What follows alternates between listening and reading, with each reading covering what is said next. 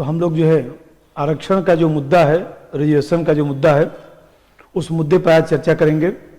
तो सबसे पहले जो है जो आरक्षण है, इसमें हम लोग किन किन मुद्दों पर चर्चा करेंगे। देखिए, पहला मुद्दा तो ये है कि जो वर्टिकल और हॉरिजॉन्टल जो रिजर्वेशन दिया जाता है, मतलब ऊर्ध्वाधर और क्षैतिज, तो पहले उसको मैं समझाता हूं कि जो वर्टिकल रिजर्वेशन है और जो हॉरिजॉन्टल है, वर्टिकल मतलब ऊर्ध्वाधर और दूसरा है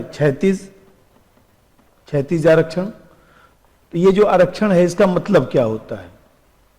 अभी सुप्रीम कोर्ट ने जो है पिछले साल जो है दिसंबर में सुप्रीम कोर्ट ने जो निर्णय दिया था, उसी निर्णय में सुप्रीम कोर्ट ने जो है समझाने का प्रयास किया। और आप जानते हैं कि एक केस उत्तर प्रदेश का आया था सुप्रीम कोर्ट में, सौरभ यादव बनाम उत्तर प्रदेश सरकार। इसी केस में जो है वर्टिकल और हॉरिजॉन्टल जो है आरक्षण को समझाने का प्रयास किया गया। तो एक तो पहले ये समझेंगे। दूसरा पहलू इसमें हम लोग ये समझेंगे कि जो जातिगत आरक्षण दिया जा रहा है, जातिगत जो आरक्षण है, इसका एक विश्लेषण किया जाएगा कि जातिगत आरक्षण जो है वह क्या इसका पक्ष में तर्क है, क्या इसका विपक्ष में तर्क है। तीसरा जो मुद्दा है, जो महिलाओं को आरक्षण दिया गया है या महिलाओं को जो आरक्षण देने की बात हो रही है, लोकसभा और विधानसभा में महिला आरक्षण, लोकसभा और विधानसभा में महिला आरक्षण की जो बात हो रही है, एक तो उस पर चर्चा किया जाएगा। चौथा जो मुद्दा है निजी क्षेत्र में आरक्षण। आप लोग देखे होंगे हरियाणा सरकार ने जो कानून बनाया था 75% आरक्षण का, तो निजी क्षेत्र में जो आरक्षण है उस पर चर्चा किया जाएगा। निजी क्षेत्र में आरक्षण। और एक मुद्दा जो ईडब्ल्यूएस वाला है, जो आर्थिक रूप से आरक्षण दिया गया है, आर्थिक रूप से 10% जो आरक्षण है, इसका जो विवाद है। फिर एक विवाद जो है पदोन्नति में आरक्षण का मामला चल रहा है। पदोन्नति में आरक्षण, अभी सुप्रीम कोर्ट में उसका हियरिंग हुआ भी था 10-15 दिन पहले। तो पदोन्नति में आरक्षण का मसला है। तो ये सब जितने भी मसले हैं, उन सब मसलों पर हम लोग चर्चा करेंगे। तो सबसे पहले जो है अब एक एक मुद्दे को हम लोग लेते हैं। देखिए, जो आप लोग सोशल जस्टिस पढ़ते हैं, एक तो सिलेबस आपका है, उस सिलेबस में जो भी लिखा रहता है वो तो हम लोग पढ़ते ही हैं।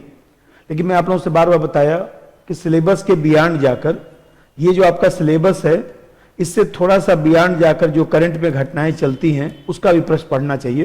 क्योंकि आरक्षण का जो मुद्दा है तो उसको जो है एक ही जगह मैं पढ़ा देता हूं। सामान्यतः जो है इसमें 2-2.5 घंटे लगेंगे। तो हम लोग जो है एक ही जगह एक ही बार सब मुद्दों को समझ लेते हैं। इसमें से सामान्यतः प्रश्न आता भी रहता है। तो सबसे पहले मैं समझाता हूं आप लोगों को कि जो हम लोग के यहां वर्टिकल और हॉरिजॉन्टल ये जो आरक्षण है उसका क्या मतलब है। तो आप जानते हैं सुप्रीम कोर्ट में जो केस आया था दिसंबर 2020 में, उसमें जो केस आया सौरभ यादव बनाम उत्तर प्रदेश सरकार का,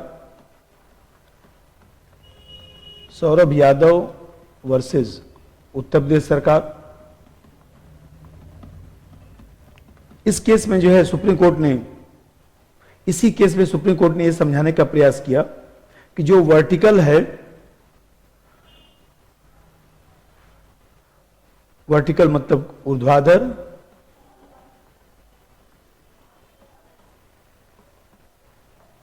वर्टिकल रिजर्वेशन, और दूसरा है क्षैतिज आरक्षण, हॉरिजॉन्टल जिसको कहा जाता है, हॉरिजॉन्टल रिजर्वेशन। तो देखिए, सुप्रीम कोर्ट ने कहा कि जो हम लोग अभी वर्तमान में एससी के लिए, एसटी के लिए, ओबीसी के लिए जो आरक्षण देते हैं, ये आरक्षण जो है इसको सुप्रीम कोर्ट ने कहा कि ये वर्टिकल है।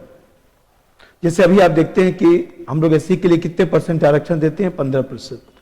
एसटी के लिए कितना देते हैं, 7.5%। ओबीसी के लिए कितना है? 27% आरक्षण।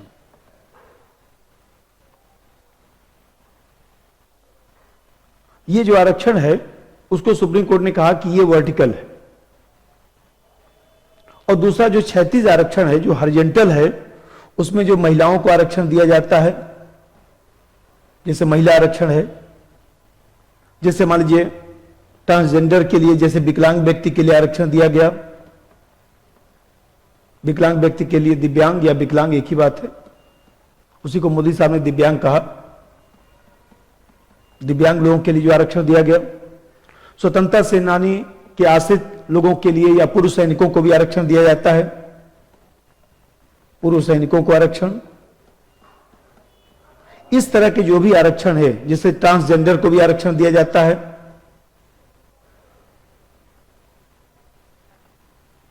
ट्रांसजेंडर, ये सब जितना भी आरक्षण है, ये आरक्षण सुप्रीम कोर्ट ने कहा कि ये हॉरिजॉन्टल है। अब इसका जो स्रोत है, जो ऊर्ध्वाधर जो आरक्षण है, उसका स्रोत जो है अनुच्छेद 16(4) है, और इसका स्रोत जो है वह अनुच्छेद 14 है, अनुच्छेद 16(1) है, 15(3) है, इसका स्रोत। तो देखिए, पहला चीज तो ये समझिए कि जो हम लोगों के आरक्षण दिया जाता है वो वास्तव में एक प्रकार से कह सकते हैं कि ये समानीकरण की प्रक्रिया है, समान बनाने की प्रक्रिया है। देखिए, समानता का मतलब ये नहीं होता है कि सबको समान कर देना। समानता का मतलब होता है समान परिस्थिति में समान व्यवहार और असमान परिस्थिति में असमान व्यवहार। औचित्यपूर्ण समानता को ही वास्तव में समानता कहा जाता है। इसी को, जो ये आरक्षण का जो मुद्दा है, यह वास्तव में अफर्मेटिव वर्क है, अफर्मेटिव एक्शन कह सकते हैं। अफर्मेटिव एक्शन, अफर्मेटिव एक्शन का मतलब ये होता है, इसको हिंदी में बोलते हैं सकारात्मक कार्य। सकारात्मक कार्य आया हुआ है जीएस में आप लोगों के। तो सकारात्मक कार्य की अवधारणा अमेरिका से ही आई है। जब हम किसी विशेष समूह को, सामाजिक आर्थिक रूप से कोई पिछड़ा व्यक्ति है, उसके साथ हम वरीयता का व्यवहार करते हैं, तो उसको अफर्मेटिव एक्शन कहा जाता है। जो लोग समाज की मुख्य धारा से जो है कटे हुए हैं, उन लोगों को समाज की मुख्य धारा से जोड़ने के लिए जो व्यवस्था बनाई जाती है, उसको अफर्मेटिव एक्शन कहा जाता है। तो अफर्मेटिव एक्शन का उद्देश्य यह होता है कि इतिहास में या परंपरा में जो लोग भी जो है पीछे छूट गए हैं, जिन लोगों का शोषण हुआ है, जो लोग विकास की दौड़ से पीछे रह गए हैं, उन्हें कुछ संरक्षण देना, उन्हें मुख्य धारा से जोड़ना। तो वंचित जो वर्ग है उसके साथ तर्कसंगत भेदभाव किया जाना, इसी को हम लोग अफर्मेटिव एक्शन कहते हैं। तो अफर्मेटिव एक्शन का उद्देश्य यह होता है, मैं अभी बार बार कह रहा हूं कि आरक्षण जो है एक प्रकार से क्या है, समानता लाने का प्रयास है, समानता लाने का प्रयास। और मैं अभी बताया हूं कि समानता का जो परिभाषा है, सबको समान करना नहीं, सबके साथ समान व्यवहार करना नहीं, सबके साथ असमान व्यवहार करना नहीं, बल्कि समान परिस्थिति में समान और असमान परिस्थिति में असमान व्यवहार, औचित्यपूर्ण समानता। तो अफर्मेटिव एक्शन जो है, जो आरक्षण है, वो वास्तव में उसका जो सिद्धांत है, जो आरक्षण का सिद्धांत है, उसी को हम लोग कहते हैं सकारात्मक कार्य। इसका उद्देश्य क्या है, मैं बताया कि समानता लाना, और इसका माध्यम क्या है, विभेद। इसका माध्यम क्या है, एक माध्यम है विभेद करना, कि कुछ भेदभाव करना। जैसे मान लीजिए हम लोग आरक्षण दे दिए, कुछ उनके लिए योजना चला दिए, कुछ उनको वजीफा दे दिए, पे विभेद कर दिया गया। और दूसरा चीज है कि यह कोई स्थायी व्यवस्था नहीं है, बल्कि संक्रमणकालीन व्यवस्था है, संक्रमणकालीन व्यवस्था, ट्रांजिशनल फेज है। इसीलिए देखिए, हमारे यहां जो आरक्षण दिया जाता है एससी एसटी के लिए, प्रत्येक 10 वर्ष पर उसको बढ़ाया जाता है। देखे होंगे आप लोग, अभी संशोधन करके 2021 में भी फिर 10 वर्ष के लिए बढ़ाया गया। तो यह संक्रमणकालीन स्थिति है और स्थायी तौर पर इसको अपनाया जाता है। आरक्षण अस्थायी व्यवस्था है और आरक्षण का जो सकारात्मक कार्य है, इसका उद्देश्य यह भी है कि उनको सबल करना है। एक प्रकार से कह सकते हैं कि यह सबलीकरण की प्रक्रिया है, यह सबलीकरण की प्रक्रिया है, सबल करने की प्रक्रिया है। वंचित जो व्यक्ति है, जो समाज से कटा हुआ व्यक्ति है, उसको समान स्तर पर लाने की प्रक्रिया है कि वो भी समाज की मुख्य धारा से जुड़ सके। और मैं बताया कि यह सकारात्मक कार्य वास्तव में देखा जाए तो समानता को लाना है। इसका मतलब कि यह तात्विक समानता, सब्सटेंटिव इक्वलिटी जिसको कहा जाता है, तात्विक समानता लाना है। तात्विक समानता का मतलब रीजनेबल इक्वलिटी, केवल समानता लगना नहीं चाहिए, समानता वास्तव में दिखाई देना चाहिए, परिणाम में समानता होनी चाहिए, उसको हम लोग तात्विक समानता कहते हैं। और एक चीज ध्यान रखना है कि हर विभेद अफर्मेटिव एक्शन नहीं होता है। मान लीजिए सबल के पक्ष में आप जो है और ज्यादा उसको सुविधा दे रहे हैं, तो इसको हम लोग अफर्मेटिव एक्शन नहीं कहेंगे। जो व्यक्ति कमजोर है, उस व्यक्ति के साथ हम लोग को भेदभाव करना है, उसको कुछ विशेष अधिकार देना है। जैसे सामाजिक आर्थिक रूप से कमजोर व्यक्ति है, उसको हम लोगों ने आरक्षण दिया है।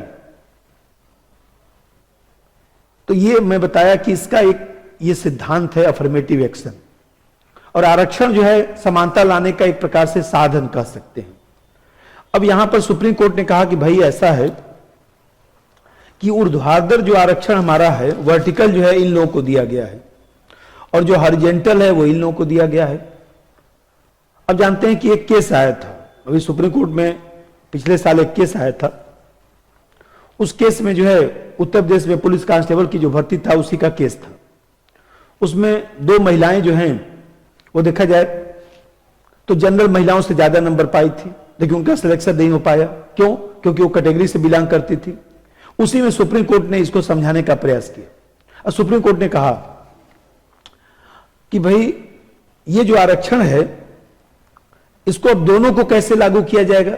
भाई अलग अलग तो समझ में आ गया कि चलिए SC ST OBC के लिए आरक्षण हो गया, महिला आरक्षण हो गया, दिव्यांग हो गया, पुरुष सैनिक हो गया, ट्रांसजेंडर हो गया, सब आरक्षण हो गया। अब दोनों कैसे लागू होगा? देखिए दोनों को लागू करने का मतलब, जैसे मान लीजिए दोनों कैसे लागू होगा, तो सबसे अच्छा महिलाओं का आरक्षण है। जैसे मान लीजिए महिलाओं के लिए 50% जो है क्षैतिज आरक्षण है, मान लीजिए महिला के लिए 50% आरक्षण है। मैं मान रहा हूं, ध्यान रखिएगा, माना। तो ऊर्ध्वाधर आरक्षण की प्रत्येक श्रेणी में चयनित उम्मीदवारों में से जो है आधा अनिवार्य रूप से महिला होनी चाहिए। ये जो ऊर्ध्वाधर आरक्षण है 50%, उसमें से 7.5% SC में जो है महिला होना चाहिए। अब यहां पर महिला को 50% हमने आरक्षण दिया, तो यहां पर भी महिला को जो है वो देखा जाए तो 7.5% आरक्षण मिलेगा। तो सुप्रीम कोर्ट ने व्याख्या करते हुए बताया इस तरह से हम लोग देखा जाए तो दोनों आरक्षण को भी लागू कर सकते हैं, क्योंकि भाई हमें कहते हैं कि शेड्यूल कास्ट को 15% आरक्षण है, तो महिला को 50% हमने आरक्षण दिया। तो शेड्यूल कास्ट में जो महिलाएं हैं वो भी तो आरक्षण का पात्र हैं। तो सुप्रीम कोर्ट ने कहा कि महिला के लिए 50% आरक्षण देंगे तो शेड्यूल कास्ट में जो है 7.5% महिलाओं को आरक्षण मिल जाएगा, तो दोनों आरक्षण लागू हो जाएगा। अब देखिए, एक तो मैं बताया कि ये ऊर्ध्वाधर और क्षैतिज आरक्षण है। दूसरा पहलू इसमें यह है, जैसे मुद्दों पर मैं चर्चा करूं, जातिगत आरक्षण। जो जातिगत आरक्षण दिया जाता है, एक सामान्य जो जातिगत आरक्षण है, सामान्य जातिगत आरक्षण, तो सामान्य जातिगत आरक्षण का एक तो पहले भूमिका सुनिए, फिर जैसा विश्लेषण बताता हूं। किसका क्या पक्ष में तर्क है और विपक्ष में क्या तर्क है, मतलब इसका महत्व क्या है, सीधा सा बात, इसकी क्या समस्या है और क्या होना चाहिए एक मूल्यांकन।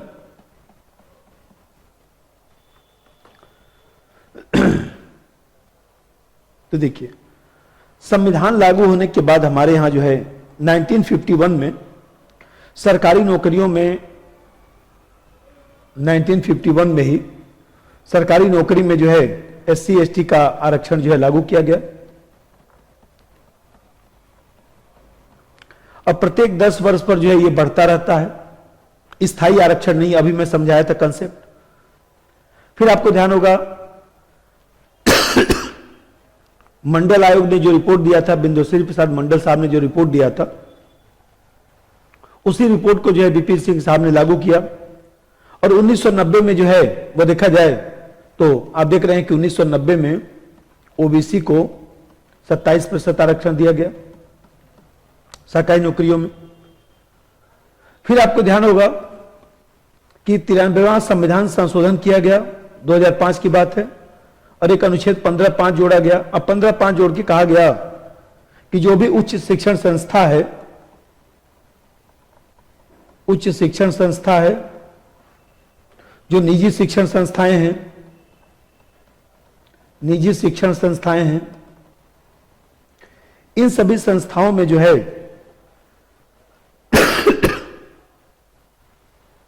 एससी एसटी ओबीसी को आरक्षण दिया गया। तो आप देख रहे हैं कि यह सामान्य आरक्षण 3 तरीके से लागू है। एक बार दोबारा मैं बताता हूं। एक तो सामान्य आरक्षण 1951 में पहली बार जो है एससी एसटी के लिए आरक्षण लागू किया गया। 1990 में जो ओबीसी आरक्षण लागू कर दिया गया मंडल आयोग की सिफारिश पर। और 93वां संविधान संशोधन 2005 द्वारा जो है अनुच्छेद 15(5) जोड़कर उच्च शिक्षण संस्था और निजी शिक्षण संस्था में जातिगत आरक्षण लागू किया गया। अब जानते हैं कि दूसरी बात है कि ये उच्च शिक्षण संस्था जो ओबीसी का आरक्षण है, इस ओबीसी के आरक्षण में जो है क्रीमी लेयर का सिद्धांत है, क्रीमी लेयर का सिद्धांत है। तो जो क्रीमी लेयर है अभी वर्तमान में 8 लाख है। अभी आप लोग पेपर में पढ़ते होंगे कि इस 8 लाख पर सरकार ने कहा कि भाई 8 लाख से हम कम नहीं कर सकते हैं। ईडब्ल्यूएस में भी और इसमें भी अब तो सुप्रीम कोर्ट में अभी हियरिंग चल रहा है कि वर्तमान में 8 लाख जो है सीमा रखा गया क्रीमी लेयर का।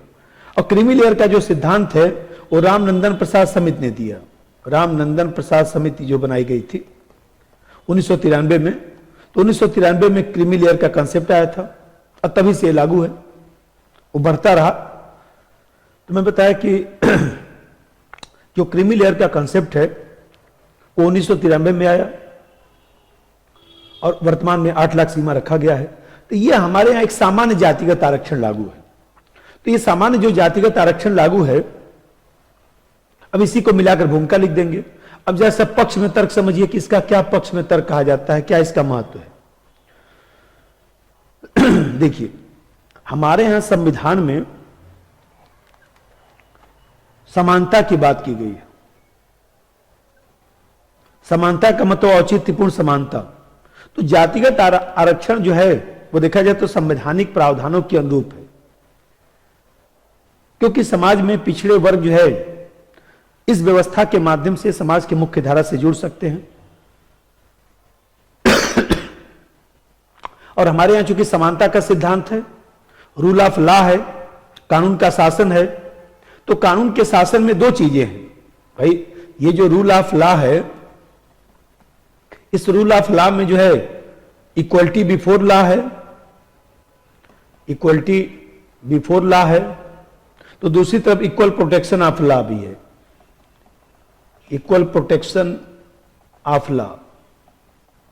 भाई इक्वलिटी बिफोर लॉ, कानून के समक्ष समानता, कानून के समक्ष समानता, ये शब्द हमने ब्रिटेन से लिया है, और ये इक्वल प्रोटेक्शन ऑफ लॉ हमने अमेरिका से लिया है। तो ये जो इक्वलिटी बिफोर लॉ है,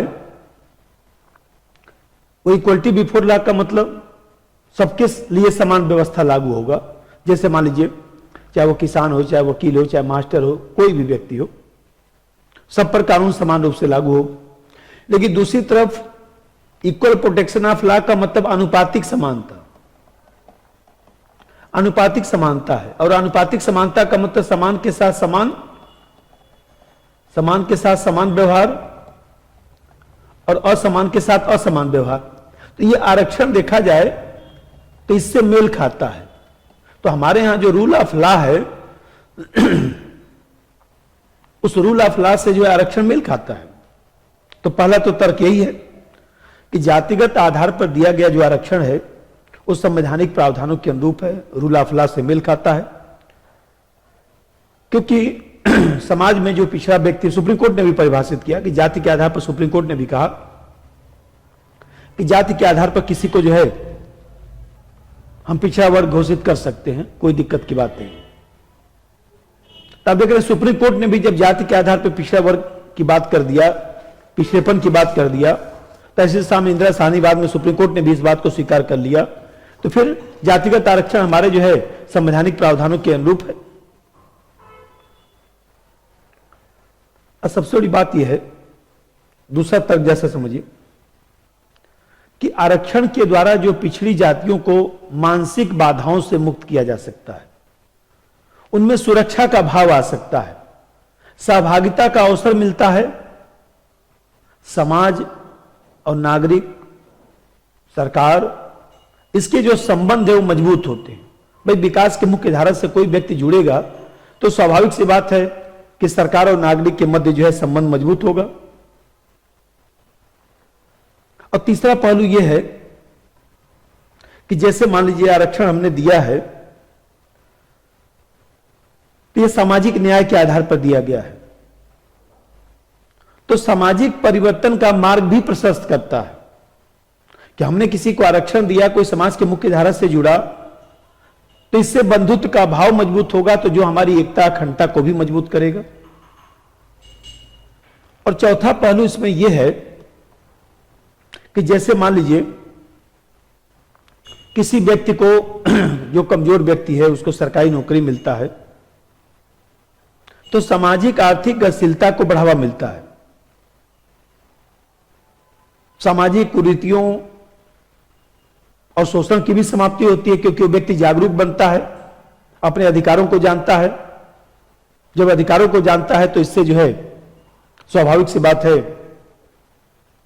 कि उसके अंदर चेतना आती है। जब चेतना आएगी तो जो सामाजिक परंपराएं हैं, नकारात्मक परंपराएं हैं, रूढ़ियां हैं, वो सब समाप्त होंगी। भाई लोग जब शिक्षा की ओर अग्रसारित होंगे, शिक्षित होंगे, तो अपने अधिकार कर्तव्य को समझ सकते हैं। जब अधिकार कर्तव्य को जानेंगे तो शोषण को रोक सकते हैं, शोषण की प्रवृत्तियां कमजोर होंगी, अशोषण की प्रवृत्तियां कमजोर होंगी तो हमारा लोकतंत्र भी मजबूत होगा। इन आधारों पर हम लोग कहते हैं कि जो आरक्षण है वो देखा जाए तो भारतीय समाज के लिए उपयुक्त है कि भाई सामाजिक आर्थिक गतिशीलता जब आएगा, लोग अपने अधिकार कर्तव्य को जानेंगे, नकारात्मक सामाजिक परंपराएं कमजोर होंगी, समाज में आधुनिकीकरण की प्रक्रिया बढ़ेगी, सामाजिक परिवर्तन आएगा। और भारत में विविधतावादी समाज है, तो विविधतावादी समाज है तो ऐसे समय जो है सब लोग समाज के मुख्य धारा से जुड़ेंगे, तभी तो विविधता में एकता का समायोजन हो सकता है। अब विविधता में एकता का समायोजन होगा तभी भारतीय लोकतंत्र भी मजबूत हो सकता है। तो मैं बताया कि हमारे यहां जो आरक्षण है इन्हीं आधारों पर उसको जो है आरक्षण को कहा जाता है कि तर्कसंगत है। लेकिन दूसरी तरफ देखिए विपक्ष में तर्क जैसा समझिए कि आरक्षण के विपक्ष में तर्क, आरक्षण के विपक्ष में तर्क क्या क्या इसकी समस्या है। भाई जितना पक्ष में तर्क होता है उतना ही समस्या भी होता है। समस्या यह है, सामान्य जो आरक्षण हमारे यहां दिया गया है, कि सबसे बड़ी समस्या तो यह है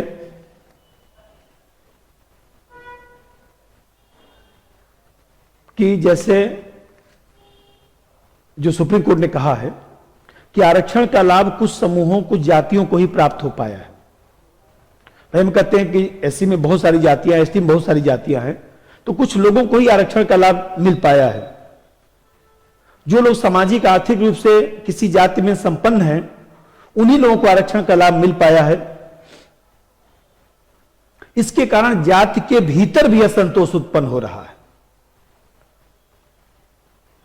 एक जाति के भीतर भी सब लोगों का विकास समान रूप से नहीं हुआ, तभी तो उसको ओबीसी में कैटेगरी बनाया गया है। वो भी मैं आप लोगों को पढ़ा दूंगा कि जो वर्गीकरण किया गया है, उपवर्गीकरण किया गया, इसीलिए ओबीसी में जो उपवर्गीकरण किया गया है संविधान संशोधन करके, 105वां संशोधन करके, वो इसीलिए किया गया है। वो भी मैं इस टॉपिक पे पढ़ा दूंगा। एक तो पहला तो तर्क यही है कि वास्तव में आरक्षण का लाभ जो है कुछ जातियों को, कुछ समूहों को ही मिल पाया है। जो लोग सामाजिक आर्थिक रूप से संपन्न हैं, उन्हीं लोगों को इसका लाभ मिल पाया है, जिसके कारण जाति के अंदर जो है, जो उपजातियां हैं, उनमें संघर्ष की स्थिति, सापेक्षिक वंचना की स्थिति उत्पन्न हो रही है। अब जरा देखिए, दूसरा पहलू यह है, जो दूसरा तर्क दिया जाता है कि भाई जो आरक्षण दिया गया है, यह सबलीकरण का तरीका है, यह समानता को बढ़ावा देने का तरीका है। लेकिन इस आरक्षण व्यवस्था का दुरुपयोग हो रहा है।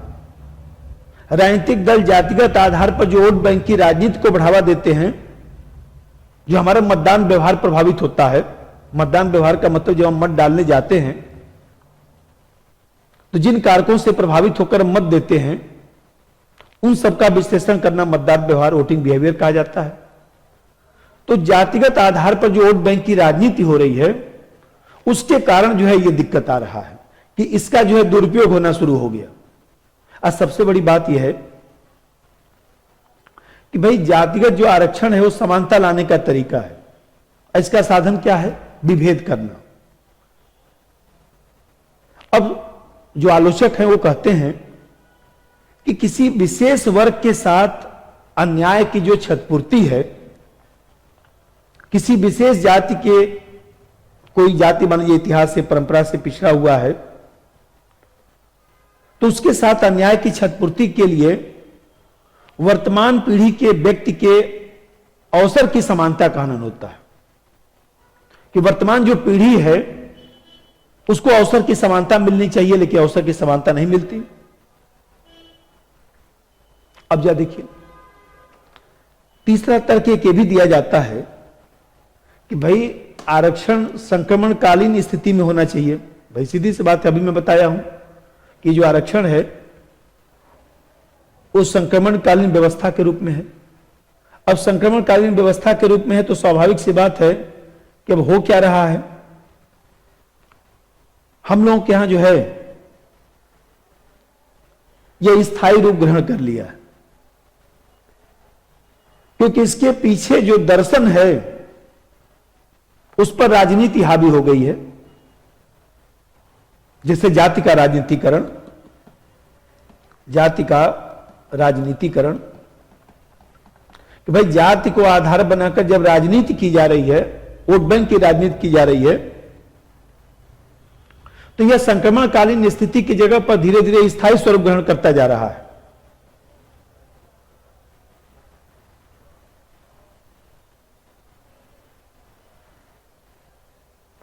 और मैं बताया, एक इसका सबसे बड़ा समस्या यह आ रहा है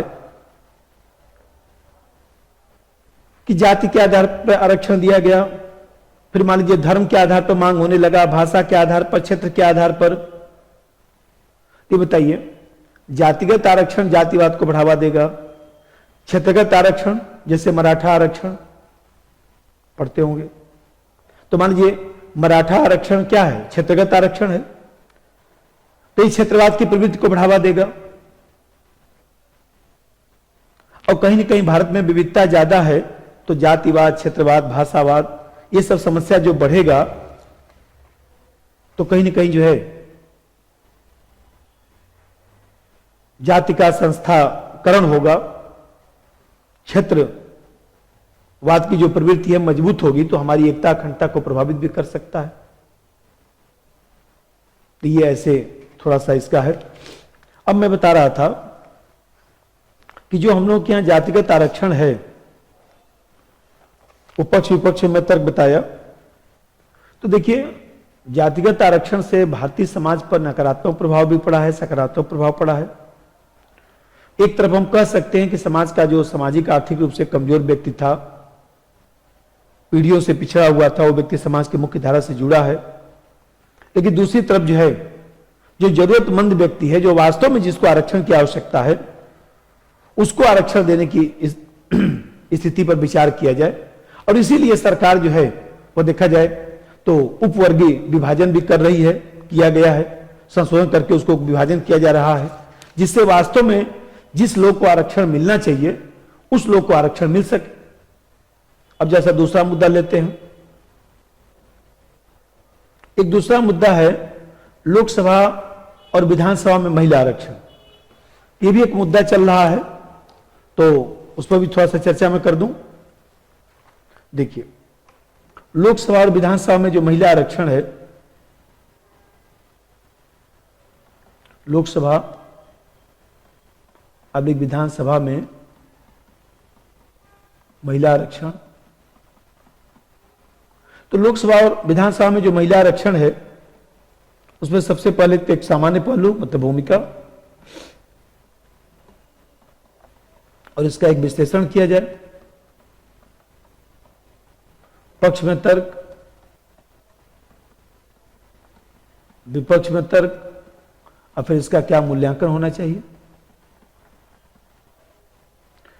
देखिए, हमारे यहां सितंबर 96 में जो संयुक्त मोर्चा की सरकार थी, देवगौड़ा साहब जब प्रधानमंत्री थे, संयुक्त मोर्चा की जो सरकार थी, देवगौड़ा जी जब प्रधानमंत्री थे, उस समय जो है 33% आरक्षण देने का एक विधेयक तैयार किया गया था। ये विधेयक तैयार हुआ था और लोकसभा में प्रस्तुत किया गया, लेकिन पारित नहीं हुआ। फिर 1998 में जो है दूसरा प्रयास हुआ, फिर 1999 में भी प्रयास हुआ, लेकिन सब प्रयास असफल रहा। मार्च 2010 में 108वां संविधान संशोधन, 108वां संशोधन विधेयक, 108वां संशोधन विधेयक जो है ये राज्यसभा में रखा गया और राज्यसभा से पारित हो गया, लेकिन जानते हैं कि लोकसभा में पारित नहीं हो पाया, और इस तरह से देखा जाए तो ये खत्म हो गया। एक चीज ध्यान रखिएगा कि महिला आरक्षण जो विधेयक है, लोकसभा से विशेष बहुमत से पारित होगा, राज्यसभा से विशेष बहुमत से पारित होगा, दोनों सदनों से अलग अलग किसी में भी पहले रखा जा सकता है। और फिर राज्यों का अनुसमर्थन भी चाहिए, आधा और आधे से ज्यादा राज्यों का अनुसमर्थन भी चाहिए। तो यह विधेयक अभी तक पारित नहीं हो पाया। अब मान लीजिए नया संसद बन रहा है, सीटें बढ़ेंगी, तो आशा किया जाता है कि महिलाओं को आरक्षण अवश्य दिया जाएगा। इसीलिए देखिए, नया जो संसद भवन बन रहा है उसमें बैठने की सीटों की संख्या बढ़ा दिया गया है, क्योंकि परिसीमन होगा तो स्वाभाविक सी बात है सीटों की संख्या बढ़ेगी। अब ये इसके पक्ष में क्या तर्क दिया जाता है, जैसे उस पर हम लोग चर्चा कर लें। देखिए, पहला तर्क तो यह है कि 2011 की जनगणना में लगभग 50% महिलाएं हैं। अभी 2021 की जनगणना तो शुरू हुई है, तो आप देख रहे हैं कि लगभग 50% महिलाएं हैं। और लोकसभा में, वर्तमान लोकसभा को लीजिए तो 12 से 13% ही महिलाएं हैं। तो ये लोकतंत्र में विषमता का प्रतीक है। तो यदि आरक्षण दिया जाएगा तो महिलाओं को एक उचित प्रतिनिधित्व प्राप्त होगा, महिलाओं का राजनीतिक सशक्तिकरण होगा, और महिलाओं की जितनी जनसंख्या है उसके अनुपात में कम से कम जो है सम्मानजनक स्थिति में महिलाएं संसद में पहुंच सकती हैं या विधानसभा में पहुंच सकती हैं। एक तो तर्क यह दिया जाता है। दूसरा तर्क यह है कि भाई आरक्षण देंगे तो इससे जो है महिलाओं का सशक्तिकरण होगा, और आप जानते हैं कि इस महिलाओं का सशक्तिकरण का मतलब अगली पीढ़ी का भी सशक्तिकरण। पंचायतों में भी महिला आरक्षण आप लोग पढ़ते होंगे, तो अगली पीढ़ी का भी सशक्तिकरण होता है। महिलाएं जो हैं स्वयं निर्णय लेने में सक्षम हो पाएंगी, और ऐसा नहीं है कि कोई भारत में नया आरक्षण दिया जा रहा है। स्वीडन में भी जो है 45% आरक्षण है, महिलाओं की विशिष्ट समस्या है तो विशिष्ट समस्या के निदान के लिए महिलाओं का संसद में उचित प्रतिनिधित्व होना जरूरी है। जो पिछड़े देश है रवांडा, वहां भी 50% महिलाओं का आरक्षण है। तो ऐसा नहीं है भाई, हमें कहते हैं कि एक होता है क्लास इन इटसेल्फ, एक होता है class for itself, class for itself. तो क्लास इन इटसेल्फ तो महिलाएं हैं, लेकिन महिलाओं में जब चेतना आएगा तभी क्लास फॉर इटसेल्फ बन पाएंगे। और चेतना कैसे आएगा? तो आरक्षण देने से भी आ सकता है। जैसे जातिगत स्तर पर क्लास फॉर इटसेल्फ को बढ़ावा मिला है। अब फिर मैं बताया कि भाई प्राथमिक पाठशाला क्या है? घर है। तो प्राथमिक पाठशाला जब घर है तो उससे अगली पीढ़ी का भी तो सशक्तिकरण होगा। और फिर तीसरा तर्क यह भी दिया जाता है कि भाई अतीत में हमारे यहां लिंग असमानता को बढ़ावा मिला, पुरुष प्रधान समाज होने के कारण जो है महिलाओं का शोषण होता है। जब आरक्षण से राजनीति में भागीदारी बढ़ेगी तो महिलाएं अपने प्रति होने वाले भेदभाव और अत्याचार से मुक्त हो सकती हैं और अवसर की समानता वास्तव में जो है दिखाई देगा। और एक उदाहरण भी है, एक उदाहरण यह भी है कि पंचायती स्तर पर महिलाओं को जो आरक्षण दिया गया उसका कुछ सकारात्मक परिणाम है। यदि लोकसभा विधानसभा में महिला आरक्षण दिया जाएगा, सार्वजनिक जीवन में महिलाओं की भागीदारी बढ़ेगी, आने वाली पीढ़ियों का भी सशक्तिकरण होगा, तो जो महिलाओं से संबंधी जो समस्या है, महिलाओं से संबंधी जो समस्या है, भ्रूण हत्या है, क्या इस तरह से देखते हैं अत्याचार है, इन सब चीजों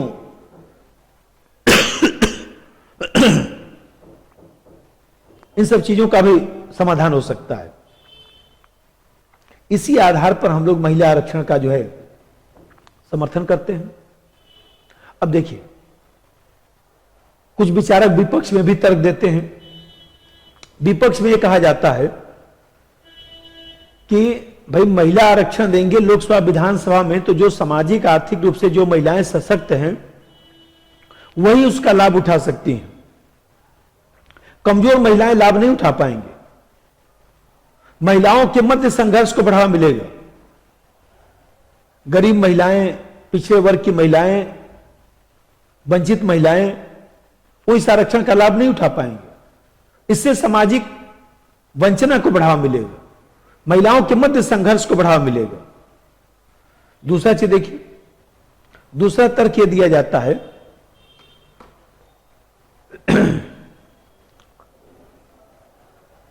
कि जब महिला आरक्षण की बात होने लगी तो कुछ दलों ने महिलाओं के भीतर भी जातिगत आरक्षण देने की बात की।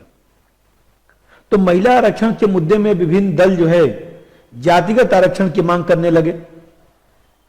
अभी बताइए, महिलाओं के भीतर भी जातिगत बंटवारा होगा, यह भी तो समाज में नया तनाव बढ़ाएगा, समाज में राजनीतिक संघर्ष को बढ़ावा दे सकता है। और तीसरा तर्क यह दिया जाता है कि भाई हमारे यहां सैद्धांतिक रूप से तो हम लोगों ने, भाई देखिए अनुच्छेद 15 है चाहे 16 है तो लिखा गया है ना, धर्म, मूल, वंश, जाति, लिंग, जन्म स्थान के आधार पर भेदभाव नहीं किया जाएगा। तो लोग तर्क देते हैं कि हम लोग अमेरिका और ब्रिटेन, फ्रांस बनने की बात करते हैं तो वहां पर कौन सा महिला आरक्षण है? तो संविधान की जो मूल भावना है कि लिंग के आधार पर भेदभाव नहीं किया जाएगा, तो ब्रिटेन, अमेरिका में भी तो आरक्षण नहीं है।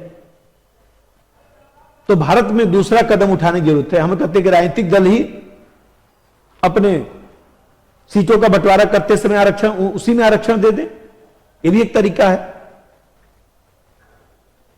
अब देखिए, एक व्यवहारिक तर्क यह दिया जाता है जो आलोचक हैं कि सिर्फ आरक्षण देने से महिलाओं का सशक्तिकरण नहीं होगा, मानसिक स्तर पर बदलाव लाने की आवश्यकता है। पंचायतों में महिलाओं को हमने आरक्षण दे दिया, लेकिन वास्तव में स्थिति क्या है कि पुरुष वर्ग ही तो वास्तव में निर्णय कर पाता है, प्रधानपति की अवधारणा दिखाई दे रही है, ये भी एक तर्क दिया जाता है। लेकिन एक चीज ध्यान रखिए, ये सब तर्क तो अपनी जगह पर है, लेकिन जब इसका मूल्यांकन लिखा जाता है तो ध्यान रखिए कि महिलाओं का आरक्षण जो है वर्तमान परिस्थिति में तर्कसंगत है। और सबसे पहले इसको जो है राजनीतिक दल अपने उम्मीदवार के रूप में महिलाओं को स्थान दें, जिससे महिलाओं की भागीदारी बढ़े। और फिर साथ ही साथ जो है वो देखा जाए तो पंचायती स्तर पर जो आरक्षण दिया गया है उसको व्यवस्थित तरीके से लागू किया जाए, और लोकसभा विधानसभा में भी आरक्षण दिया जाए, तो ये हम लोग का सकारात्मक रहेगा। इसलिए सरकार भी जो है इस पर विचार करती है कि नहीं, महिला आरक्षण मिलना चाहिए। और जब महिलाओं का सशक्तिकरण हो जाएगा तो आरक्षण वापस कर दिया जाएगा। ठीक है। अब इसमें एक मुद्दा था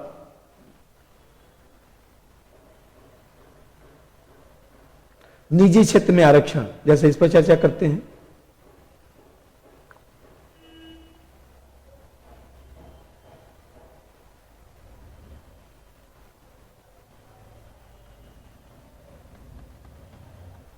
निजी क्षेत्र आबलिग स्थानीय स्तर पर आरक्षण, ये भी एक मुद्दा चल रहा है।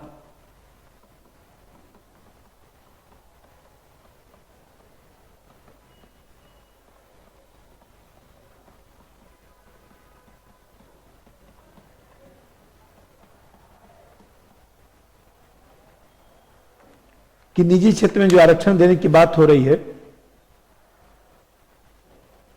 वो आरक्षण कितना तर्कसंगत है। देखिए, ये मामला आया कैसे।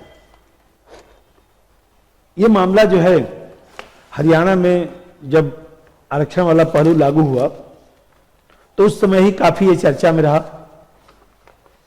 अब जानते हैं कि ऐसा नहीं कि हरियाणा में लागू हुआ है तो और कहीं लागू नहीं है। यह आरक्षण जो है आंध्र प्रदेश में भी लागू है। आरक्षण में भी कानून, आंध्र प्रदेश में भी कानून बनाया गया। अब देखिए, सामान्य रूप से पहले इसको समझाता हूं। 2020 में Haryana state employment of local candidates act 2020 एक कानून बनाया गया। स्थानीय उम्मीदवारों का नियोजन अधिनियम 2020, और उसी के माध्यम से निजी क्षेत्र की जो नौकरियां हैं स्थानीय स्तर पर, उसमें 75% आरक्षण देने की बात की गई। तो 75% जो आरक्षण देने की बात की गई, तो उसमें आप जानते हैं कि उसमें कहा गया कि भाई 50,000 रुपए से कम, 50,000 रुपए से कम जो है वेतन वाली जो नौकरियां हैं, निजी कंपनी की जो नौकरी है, वो स्थानीय लोगों को जो है दिया जाना चाहिए। 75% स्थानीय लोगों को दिया जाना चाहिए। जो भी कंपनी है, जो भी फर्म है, सोसाइटी है, न्यास है, ट्रस्ट, ये जितना भी है वहां पर इसको लागू किया जाए। इसमें एक चीज कहा गया कि 10% जो है उस जिले से ही होना चाहिए जहां कंपनी स्थित है, उस जिले से ही होना चाहिए।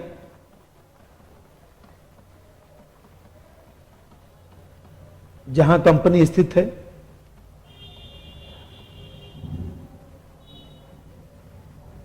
तो आप जानते हैं कि इसके पहले जो है आंध्र प्रदेश में, मतलब पहला राज्य हरियाणा मत लगाइएगा, आंध्र प्रदेश, आंध्र प्रदेश में भी उद्योग और कारखानों में जो है स्थानीय उम्मीदवारों का नियोजन अधिनियम 2019 से पारित हुआ था।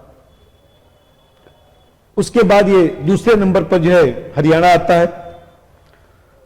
दूसरा राज्य जो है हरियाणा है।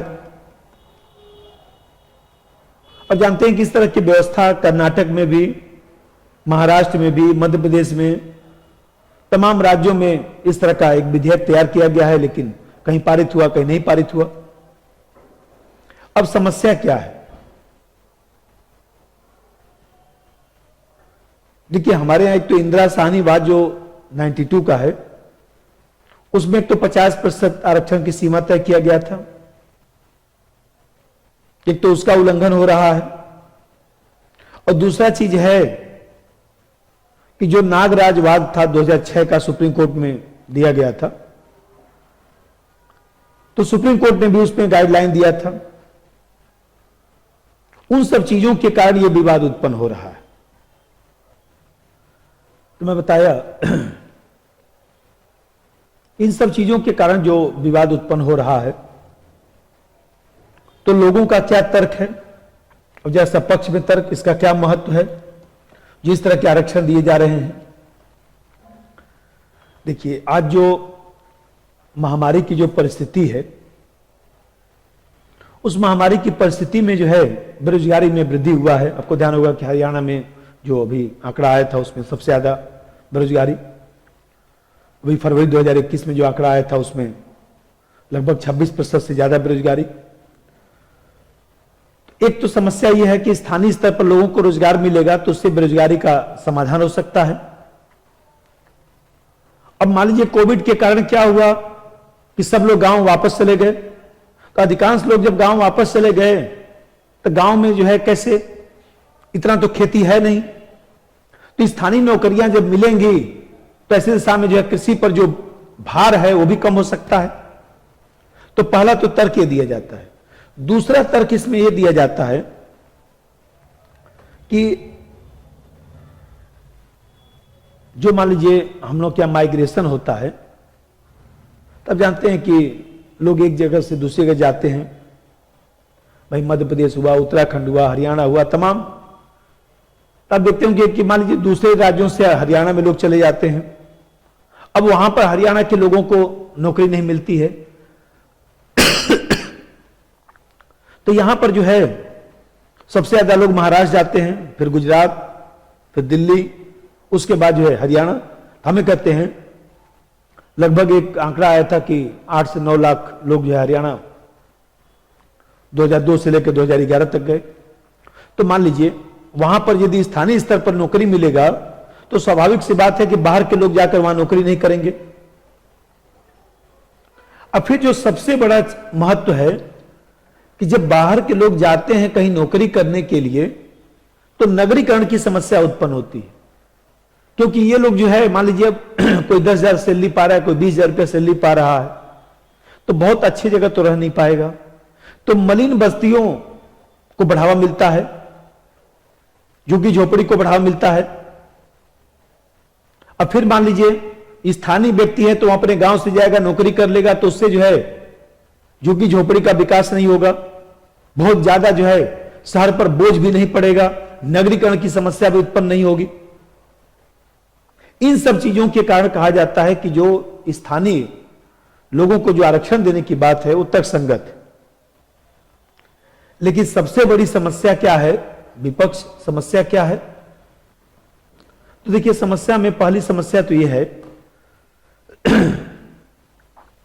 कि जो आंध्र प्रदेश ने आरक्षण दिया था वो भी मामला सुप्रीम कोर्ट में है, और हरियाणा का जो मैटर है वो भी सुप्रीम कोर्ट में चला गया। अब ये बताइए, अब सुप्रीम कोर्ट में चला गया तो क्यों चला गया? क्योंकि अनुच्छेद 15, 16 इन सब चीजों में क्या लिखा गया? भाई अनुच्छेद 15 में कहा गया धर्म, मूल, वंश, जाति, लिंग, जन्म स्थान के आधार पर भेदभाव नहीं होगा। अब समस्या यह है कि निवास के आधार पर जो आरक्षण दे रहे हैं तो मूल अधिकार में कुछ परिवर्तन करना होगा, तो वो अधिकार किसको है? संसद को। तो राज्य सरकार कैसे कानून बना सकती है? सबसे बड़ा जो पेश है कि राज्य सरकार कैसे कानून बना सकती है? ये तो संसद को कानून बनाने का अधिकार है कि निवास के आधार पर कुछ भी यदि आरक्षण देगा तो संसद ही कानून बना सकता है। संसद इसके लिए कानून बनाया, जैसे उत्तराखंड में छोटी सरकारी नौकरियों के लिए किया गया, आंध्र प्रदेश में किया गया, तमाम जगहों पर है। तो संसद को ऐसा कानून बनाना पड़ेगा। एक तो सबसे बड़ी समस्या यही है। दूसरी जो व्यवहारिक समस्या है कि भाई व्यवसाय में कुछ जो है तकनीकी योग्यता होता है। कोई कंपनी में कोई व्यक्ति कार्य करता है तो उसमें उतना उसको योग्यता होना चाहिए।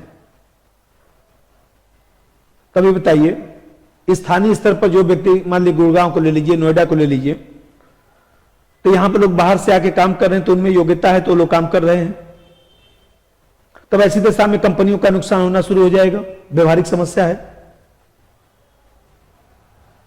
अब फिर मान लीजिए अब कंपनी वाले को स्थानीय लोगों को ही रखना है, तो उनका जो है डेटा जुटाएगा, अधिकारी को सूचना जाकर देगा कि भाई हमको स्थानीय श्रमिक नहीं मिल पा रहे हैं, क्योंकि उसका बाउंडेशन है कि 25% लोगों को ही बाहरी रख सकता है, तो भ्रष्टाचार भी तो बढ़ेगा।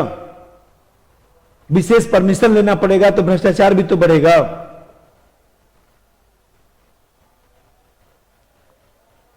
अब देखिए भाई, कंपनी को जो महामारी में नुकसान हुआ है, कंपनी को भरपाई भी करना है, तो योग्य व्यक्तियों को रखेगा तभी तो उसका काम अच्छे से चल सकता है, तभी तो कंपनी भरपाई भी कर सकता है।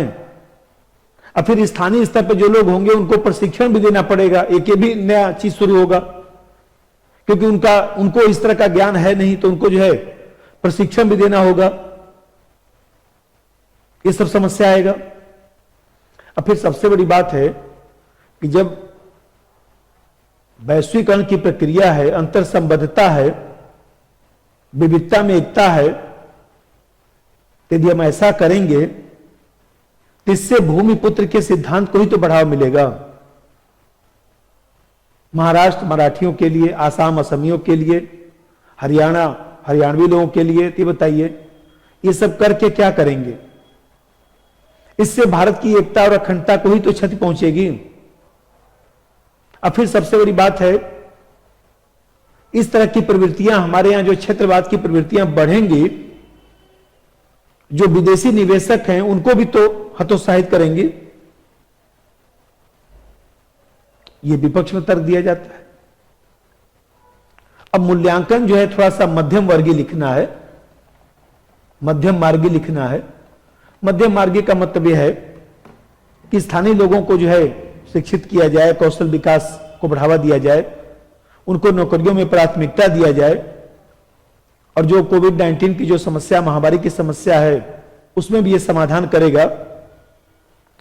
लेकिन जो गहन उद्योग हैं, जो तकनीकी उद्योग हैं, उसमें इस तरह की शर्तों को लागू करना ठीक नहीं है, क्योंकि उससे जो है निजीकरण की प्रक्रिया जो है प्रभावित होगी, और यह प्रक्रिया जो है वैश्वीकरण के खिलाफ जा सकती है, कहीं न कहीं अंतर संबद्धता के खिलाफ जा सकती है, और फिर इससे व्यवहारिक समस्याएं भी उत्पन्न हो सकती हैं। इस तरह से लिखिएगा। अब इसमें जो मुद्दे हैं और भी, जैसे मैं आप लोगों को बताया, एक तो मुद्दा मैंने बताया आपको वर्टिकल और हॉरिजॉन्टल क्या है, जातिगत आरक्षण, लोकसभा और विधानसभा में महिला आरक्षण, निजी क्षेत्र में आरक्षण। अब इसमें जो है एक मुद्दा मैं बता रहा था, ओबीसी वर्ग का, ओबीसी का उपवर्गीकरण, ये भी इसको बता दूंगा। तो आज हम लोग यहीं पर रखते हैं। अब इसका जो है, इसका जो दूसरा क्लास मैं लूंगा, फिर उसमें इस मुद्दों को मैं कल इस पर चर्चा करूंगा। जो बाकी मुद्दे शेष रह गए हैं कल उस पर मैं चर्चा करूंगा। धन्यवाद। सब्सक्राइब कीजिए हमारे चैनल को और बेल आइकॉन को दबाइए हमारी लेटेस्ट वीडियो सबसे पहले देखने के लिए।